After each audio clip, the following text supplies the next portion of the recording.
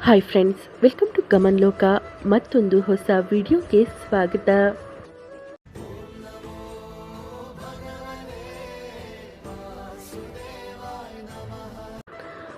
Friends, ಎಲ್ಲ ದೇವರು ಮತ್ತು ದೇವತೆಯನ್ನ ಪೂಜಿಸುವವರಿಗೆ ಏನಾಗುತ್ತದೆ? ಇಂದು ನಾನು ನಿಮಗೆ ಅಂತಹ ಸತ್ಯವನ್ನ ಹೇಳಲಿದ್ದೇನೆ. ಅದನ್ನು ನೀವು ಬಹುಶಃ ಎಂದಿಗೂ ಯೋಚಿಸಿರಲಿಲ್ಲ. ನಮ್ಮ ದೇವಾಲಯಗಳಲ್ಲಿ, ನಮ್ಮ ಪೂಜಾ ವಿಧಾನಗಳಲ್ಲಿ ಮತ್ತು ನಮ್ಮ ಆಧ್ಯಾತ್ಮಿಕ ಪ್ರಯಾಣದಲ್ಲಿ ಅಡಗಿರುವ ಒಂದು ರಹಸ್ಯ. ಹಾಗಾದರೆ ಈ ಪ್ರಯಾಣವನ್ನು ಪ್ರಾರಂಭಿಸೋಣ ಮತ್ತು ಪ್ರತಿಯೊಬ್ಬ ದೇವರು ಮತ್ತು ದೇವತೆಯನ್ನ ಪೂಜಿಸುವವರ ಜೀವನದಲ್ಲಿ ನಿಜವಾಗಿ ಏನಾಗುತ್ತದೆ ಎಂಬುದನ್ನು ಅರ್ಥ ಮಾಡಿಕೊಳ್ಳೋಣ. ಬೆಳಗ್ಗೆ ಎದ್ದು ಸೂರ್ಯ ದೇವರಿಗೆ ನಮಸ್ಕರಿಸುವ ವ್ಯಕ್ತಿಯನ್ನ ಕಲ್ಪಿಸಿಕೊಳ್ಳಿ. ನಂತರ ಗಣೇಶನ ಆರತಿ ಮಾಡ್ತಾನೆ. ನಂತರ ಶಿವನನ್ನ ಧ್ಯಾನಿಸ್ತಾನೆ. ಮಧ್ಯಾಹ್ನ ಲಕ್ಷ್ಮೀ ದೇವಿಯನ್ನ ಪೂಜಿಸ್ತಾನೆ.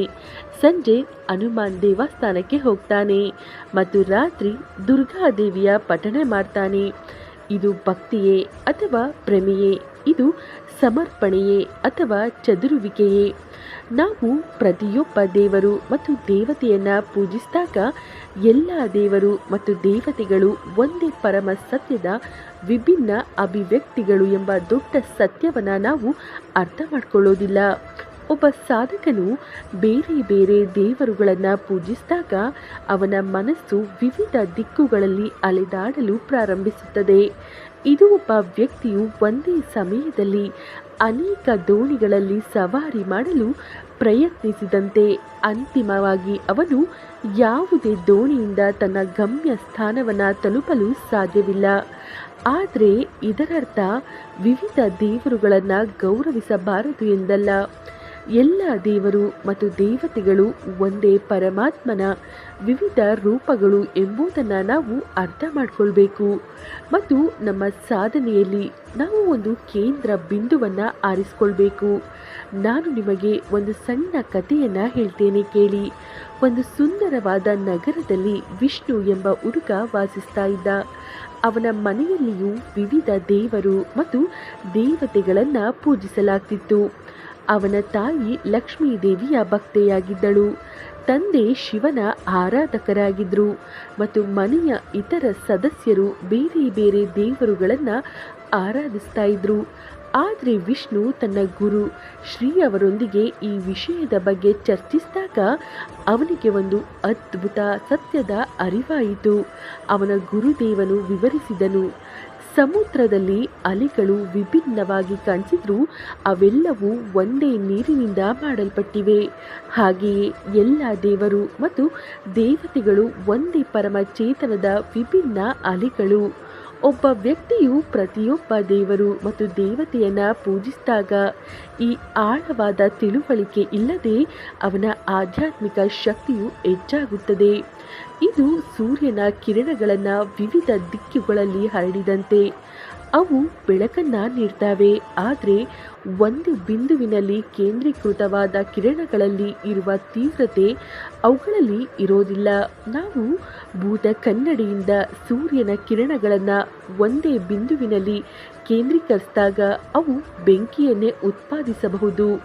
ಹಾಗೆಯೇ ನಾವು ನಮ್ಮ ಭಕ್ತಿ ಮತ್ತು ಸಾಧನೆಯನ್ನು ಒಂದು ಕೇಂದ್ರದಲ್ಲಿ ಕೇಂದ್ರೀಕರಿಸಿದಾಗ ಮಾತ್ರ ನಾವು ಆಧ್ಯಾತ್ಮಿಕ ಪರಿವರ್ತನೆಯ ಆಳವನ್ನು ಸಾಧಿಸಬಹುದು. ಅದು ನಮಗೆ ಪರಮಾತ್ಮನ ಅನುಭವವನ್ನು ನೀಡುತ್ತದೆ. ಆದರೆ ಇಲ್ಲಿ ಒಂದು ಬಹಳ ಮುಖ್ಯವಾದ ವಿಷಯವಿದೆ, ಅದನ್ನು ಅರ್ಥ ಮಾಡಿಕೊಳ್ಳೋದು ಅವಶ್ಯಕ.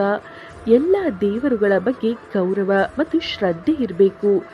ಆದರೆ ಸಾಧನೆಗಾಗಿ ನಾವು ಇಷ್ಟ ದೇವನನ್ನ ಆರಿಸಿಕೊಳ್ಬೇಕು. ಈ ಇಷ್ಟ ದೇವನು ನಮಗೆ ಪರಮಾತ್ಮನನ್ನು ತಲುಪಲು ಒಂದು ಮಾಧ್ಯಮವಾಗ್ತಾನೆ. ಒಂದು ಪರ್ವತದ ಶಿಖರವನ್ನು ತಲುಪಲು ಅನೇಕ ಮಾರ್ಗಗಳಿರಬಹುದು, ಆದರೆ ನಾವು ಒಂದು ಮಾರ್ಗವನ್ನು ಮಾತ್ರ ಆರಿಸಿಕೊಂಡು ಅದರ ಮೇಲೆ ನಡಿಬೇಕು. ಹಾಗೆಯೇ ಆಧ್ಯಾತ್ಮಿಕ ಪ್ರಯಾಣದಲ್ಲಿಯೂ ನಾವು ಒಂದು ಮಾರ್ಗವನ್ನು ಆರಿಸಿಕೊಳ್ಬೇಕು. ಈಗ ನೀವು ಪ್ರತಿಯೊಬ್ಬ ದೇವರು ಮತ್ತು ದೇವತೆಯನ್ನ ಪೂಜಿಸುವವರಿಗೆ ಏನಾಗುತ್ತದೆ ಎಂದು ಯೋಚಿಸ್ತಿರಬಹುದು. ಅಂತಹ ಜನರಿಗೆ ಅನೇಕ ವಿಷಯಗಳು ಸಂಭವಿಸ್ತವೆ. ಮೊದಲನೆಯದಾಗಿ ಅವರ ಮನಸ್ಸು ಯಾವಾಗಲೂ ಚಂಚಲವಾಗಿರುತ್ತದೆ. ಅವರು ಒಂದೇ ಸ್ಥಳದಲ್ಲಿ ಸ್ಥಿರವಾಗಿರಲು ಸಾಧ್ಯವಿಲ್ಲ. ಇಂದು ಅವರು ಗಣೇಶನ ಭಕ್ತಿಯಲ್ಲಿ ಮುಳುಗಿರ್ತಾರೆ, ನಾಳೆ ಹನುಮಾನ್ ಆರಾಧನೆಯಲ್ಲಿರ್ತಾರೆ, ನಾಡಿದ್ದು ದುರ್ಗಾದೇವಿಯ ಮಂತ್ರಗಳಲ್ಲಿ. ಈ ನಿರಂತರ ಬದಲಾವಣೆಯಿಂದ ಅವರ ಆಧ್ಯಾತ್ಮಿಕ ಶಕ್ತಿಯು ಎಂದಿಗೂ ಒಂದು ಬಿಂದುವಿನಲ್ಲಿ ಕೇಂದ್ರೀಕೃತವಾಗುವುದಿಲ್ಲ. ಇದು ಒಬ್ಬ ರೈತನು ಪ್ರತಿದಿನ ಹೊಸ ಬೀಜವನ್ನು ಬಿತ್ತಿದಂತೆ. ಆದರೆ ಯಾವುದೇ ಒಂದು ಸಸ್ಯಕ್ಕೆ ಬೆಳೆಯಲು ಸಮಯವನ್ನು ನೀಡೋದಿಲ್ಲ. ಅಂತಿಮವಾಗಿ ಅವನಿಗೆ ಯಾವುದೇ ಬೆಳೆ ಸಿಗೋದಿಲ್ಲ. ಎರಡನೆಯದು ಭಕ್ತಿಯ ಗುಣಮಟ್ಟ.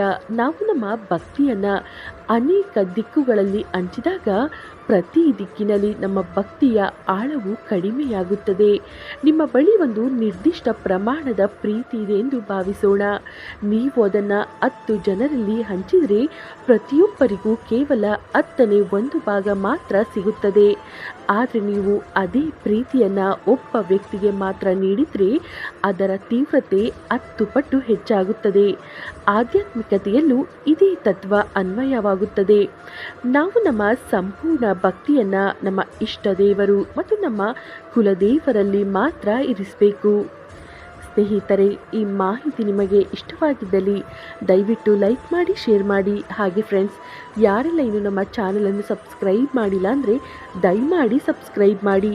ಧನ್ಯವಾದಗಳು.